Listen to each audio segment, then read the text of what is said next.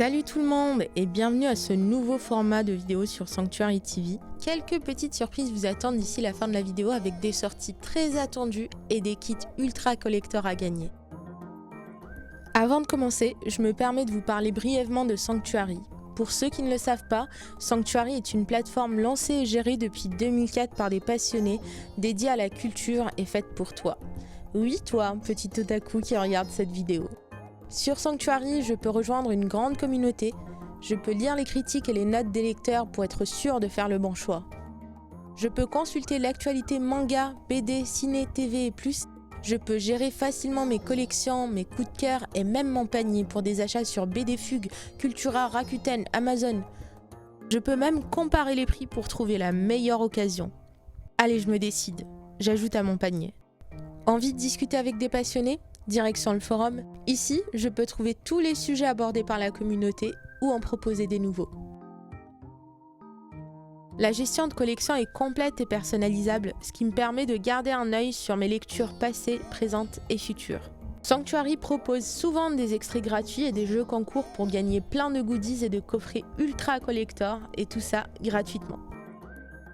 Merci pour votre attention et allons-y pour le top 10. Mettez vos casques, préparez-vous et on y va.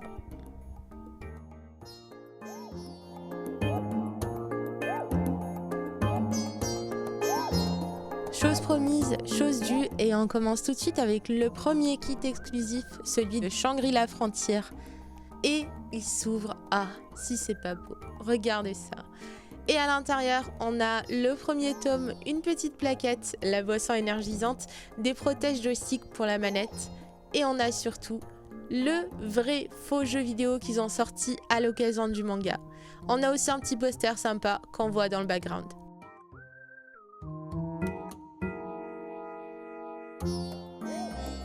Le premier tome de Shangri-La Frontier est sorti le 8 septembre. C'est le premier tome sur 5 édité par les éditions Glénat Manga.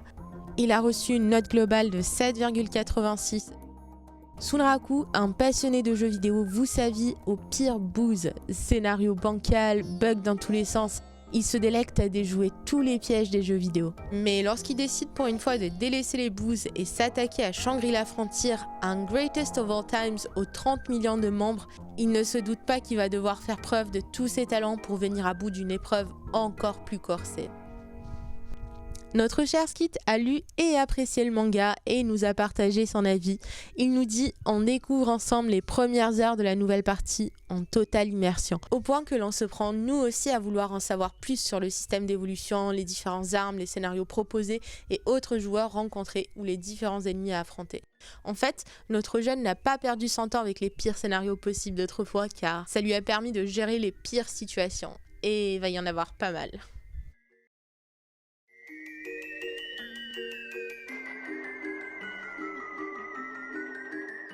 Deuxième sortie très attendue, la sortie du tome 12 de Boruto le 27 août par les éditions Kana. Le manga a obtenu une note globale de 6,98 sur Sanctuary. Alors tout le monde connaît Boruto, je vais pas plus présenter que ça, on va tout de suite passer à la critique de Tampopo24 sur Sanctuary qui a lu le tome 12 et qui l'a apprécié. Elle nous dit qu'avec sa nouvelle saga, Kishimoto a introduit pas mal de mystères qui nous tiennent depuis le début mais qui pouvaient commencer à agacer face au manque de réponses. Il corrige le tir à vitesse grand V ici. Après des chapitres passés à combattre pour sauver Naruto, la dynamique était parfaite pour de nouvelles révélations sur le camp d'en face. Si la façon dont elles sont amenées surprend et peut sembler artificiellement trouvée pour l'histoire, en revanche, elles sont distillées de manière très sympa avec une alternance entre discussions où on se confie des secrets et combats ayant lieu sous nos yeux qui met ces secrets en pratique. J'ai donc plutôt bien aimé la mise en scène de ce tome. Elle nous dit, sans spoil, que découvrir enfin l'origine des karmas, leur rôle, leur finalité et leur fonctionnement apporte beaucoup. Ça apporte une nouvelle tension attendue, mais toujours agréable à avoir. Très bonne recommandation de la part de Tampopo. Vous trouverez tous les liens utiles dans la description de la vidéo si vous souhaitez découvrir l'un des mangas qu'on vous propose.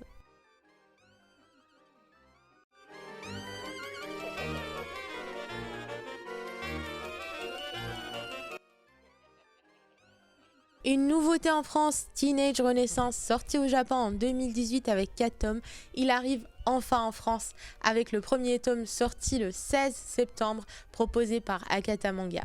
Il a obtenu une note globale de 7 sur 10 sur Sanctuary. Un shonen pas comme les autres, à l'univers particulier et vraiment riche, qui détourne avec grâce les codes de la comédie romantique et qui rend hommage par la même occasion à l'art de la Renaissance sous toutes ses formes. La série en 4 tomes parle du jeune David qui, malgré ses airs sculpturaux et ses pectoraux, est un lycéen comme les autres, c'est-à-dire en pleine puberté. Et comme tous ses camarades du lycée du Louvre, il est travaillé par ses hormones. Mais le chemin pour obtenir l'amour, ou plutôt la petite culotte, de la belle Vénus sera semé d'embûches. Arrivera-t-il à séduire le cœur de sa dulcinée? À vous de le découvrir. Si vous aimez bien les comédies romantiques, là vous allez être servi.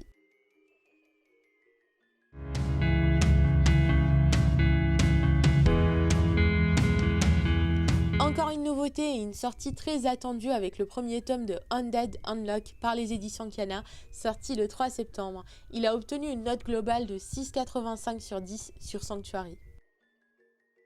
On suit ici l'histoire de Fuko, jeune fille introvertie, déterminée à se donner la mort, qui rencontre un homme immortel complètement déjanté. Il s'agit d'un Undead qui souhaite rester avec elle dans le but de se servir du mauvais sort qui frappe tous ceux qui entrent en contact avec la peau de la jeune fille.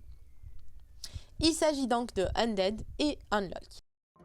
Et ma première impression en voyant la campagne de pub, etc., je me suis dit ça doit être un manga complètement fou. Et au final, on n'est pas déçu, le tome est bel et bien aussi déjanté que ce qu'on espérait.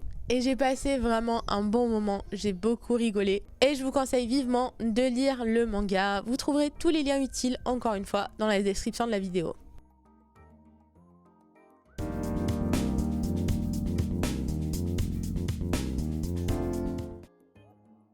Et c'est le retour des kits collector avec le kit presse de Dr Stone. Il nous a envoyé un tote bag avec plein de goodies à l'intérieur. On a un poster Dr Stone, une petite affiche Dr Stone avec le contenu du kit de survie expliqué au dos, la présentation du manga et tout ce qu'il faut pour survivre dans la nature. Une gourde souple, une couverture super isolante de survie et ça, je sais pas ce que c'est, une cuitochette je suppose. 50 tablettes de micro-pur pour purifier l'eau. Et enfin, de quoi faire du feu avec du petit bois aussi.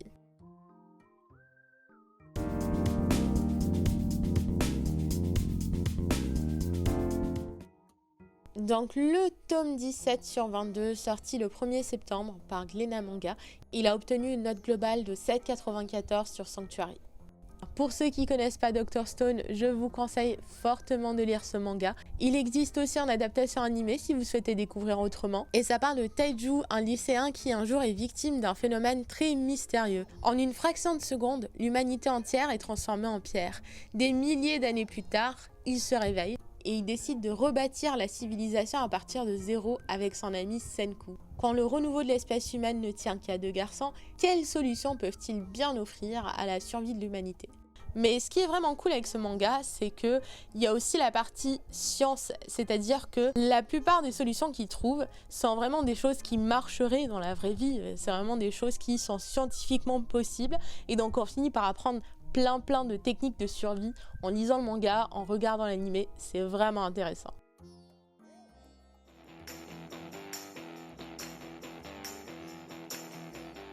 On ne peut pas faire une vidéo des meilleures sorties manga du mois de septembre sans parler de la réédition de Full Metal Alchemist. Le tome 8 sur 18 de l'édition Perfect est sorti le 9 septembre. Le manga a obtenu une note globale de 8,79 sur Sanctuary. Pour ceux qui connaissent déjà mais qui souhaitent relire le manga, ou pour ceux qui ne connaissent pas, cette édition est vraiment intéressante. Elle est de très bonne qualité et va élever votre expérience de lecture. Pour ceux et celles qui ne connaissent pas encore, je vais rapidement présenter l'histoire. On suit Edouard et Alphonse Elric qui sont 2 frères qui veulent ressusciter leur mère. Et pour ce faire, ils vont utiliser une technique interdite relevant du domaine de l'alchimie, la transmutation humaine. Seulement, l'expérience va mal tourner, car en effet, en alchimie, pour une transmutation humaine qui vise à faire revenir un défunt, il faut donner quelque chose en échange. Je vous laisse découvrir la suite, c'est l'un de mes mangas préférés, je l'ai lu, relu, regardé et re-regardé, et vous devriez faire de même, c'est vraiment une bonne expérience.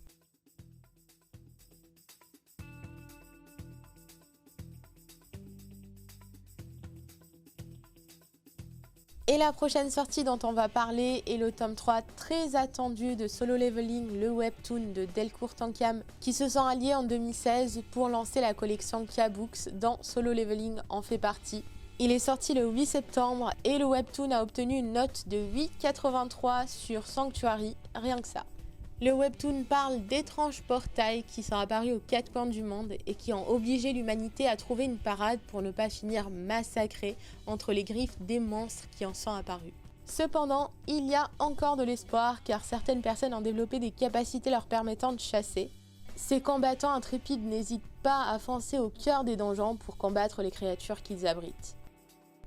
Notre cher lecteur Mas Lunar a lu le tome 3 de Solo Leveling et lui a attribué la note de 9 sur 10. Il nous parle de Jinwoo qui continue son petit bonhomme de chemin, mais quel chemin! Le chasseur le plus faible de tous les temps est sur le point de devenir un véritable boss grâce à sa capacité de joueur. Il faut avouer que ce tome est particulièrement bien rythmé et riche en rebondissements entre vision d'un donjon S, des retrouvailles, la confrontation face à un chasseur assassin très réussi ou encore la menace d'un redoutable chasseur de rang S. Oui, ce troisième opus mérite un coup de cœur, ne serait-ce que pour les pistes qu'il donne à explorer autour de la richesse qui entoure les différents donjons.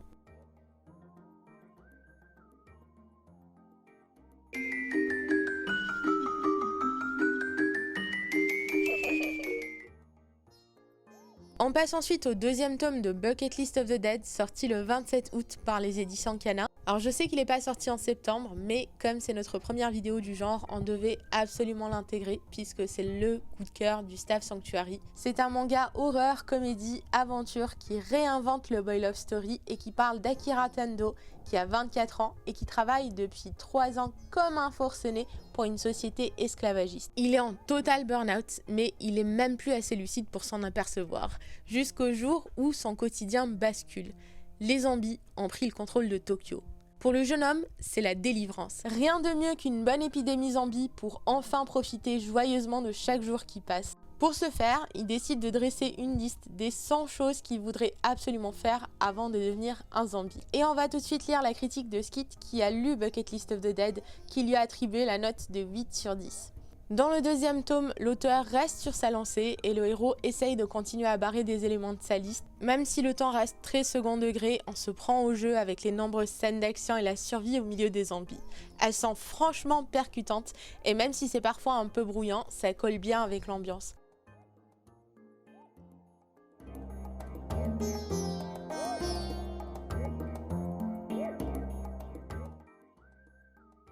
Et l'avant-dernier manga de ce top 10, méga coup de cœur de la part du staff, Butterfly Beast, sorti au Japon en 2010, arrivé en France le 1er septembre avec une série complète en 2 tomes par Mangetsu. Il a obtenu une note globale de 7,68 sur Sanctuary.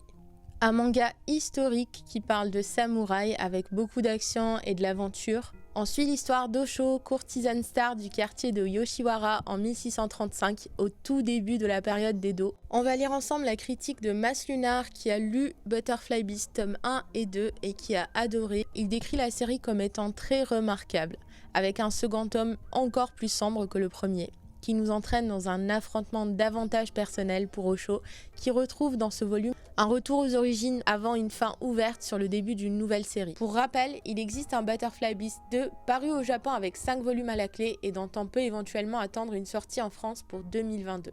Dans tous les cas, on n'en attend pas moins de cette série qui nous plonge dans une noirceur délectable sur fond de manga historique avec une belle touche mortelle de combat au sabre.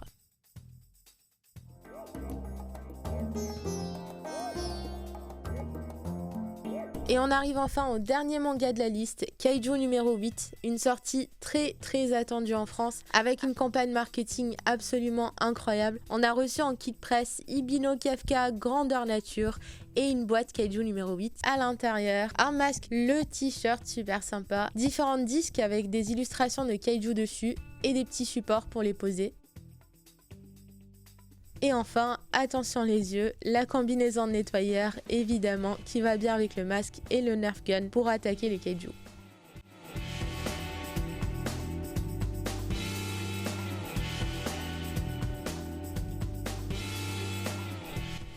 Et on arrive enfin au dernier manga, Kaiju numéro 8, avec une sortie très attendue en France. Le premier tome du manga est sorti le 6 octobre en France, édité par Kazemanga. Il a obtenu une note globale de 8 sur 10 sur Sanctuary. Pour ceux qui n'en ont bizarrement pas entendu parler, Kaiju numéro 8 est la plus grosse sortie de l'année pour Kazemanga, qui nous propose une histoire se déroulant au cœur du Japon. Le Japon est le pays qui recense le plus d'incidents liés aux kaiju. Les kaiju sont bien sûr des monstres géants à la puissance destructrice. Le kaiju le plus célèbre est Godzilla. Pour assurer la sécurité de la population, une unité d'élite a été créée et intervient dès qu'un kaiju est repéré afin de l'éliminer. Ibino Kafka, lui, est un travailleur de l'ombre, puisqu'il fait partie de l'équipe de nettoyage qui intervient après l'élimination des monstres. Il a toujours rêvé de faire partie de l'unité d'extermination, mais a petit à petit abandonné son rêve. Mais son rêve va peut-être devenir réalité quand une sorte de mini kaiju pénètre dans son corps et le transforme à son tour en kaiju surpuissant. Il va essayer d'intégrer la fameuse unité d'élite, mais pour cela, il va devoir apprendre à maîtriser sa nouvelle force et surtout cacher sa véritable nature aux autres. Et voilà pour les sorties manga du mois, des recommandations vraiment intéressantes de la part de la communauté avec plein de nouveautés prometteuses.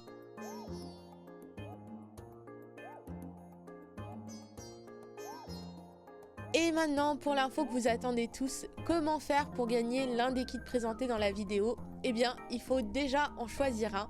Nous laissons le choix à la communauté de choisir quel kit sera offert en premier. Pour cela, répondez au sondage qui a été posté ici sur YouTube ou suivez-nous sur Twitter pour ceux qui préfèrent sur @mangasanctuary. Le kit choisi par vous sera alors mis en prix lors d'un jeu concours très prochainement et tout le monde pourra participer. En attendant, dites-nous ce que vous pensez de ce nouveau format vidéo et surtout des mangas qu'on a suggérés.